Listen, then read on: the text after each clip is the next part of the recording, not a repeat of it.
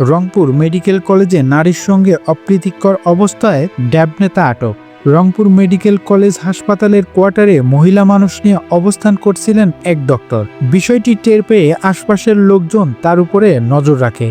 পরে উক্ত কোয়ার্টারে গিয়ে কুকর্ম করার সময় অপ্রস্তুত অবস্থায় হাতে নাতে জনতার হাতে ধরা পড়েন এবং পরবর্তীতে পুলিশের কাছে সোপর্দ করা হয়েছে। ডক্টর অ্যাসোসিয়েশন অব বাংলাদেশের নেতা ABM মারুফ হাসান নামের এক চিকিৎসককে আটকের পর স্থানীয়রা জানতে চাইলে তিনি বলেন, মেয়েটির বাবা খুব অসুস্থ, তাই চিকিৎসার জন্য আমাকে ডাকে, আর সে কারণেই আমি উক্ত রুমে যাই। এবং বিষয়টি ওই মহিলার কাছে জানতে চাইলে জনতার তোপের মুখে পড়ে মহিলাটি বলেন, ডাক্তার মারুফ আমার পূর্ব পরিচিত এবং পূর্বে থেকে তার বাসায় যাওয়া আসা আছে আমার। হঠাৎ করে পরিচিত হলে আর এভাবে তার বাসায় আমি আসতে পারতাম না, আর আমার বাবা অসুস্থ, সেজন্য ওনার কাছে আমার মূলত আসা। ডাক্তার ABM মারুফ হাসান রংপুর মেডিকেল কলেজের ICU ইউনিটের ইনচার্জ হিসেবে কর্মরত ছিলেন।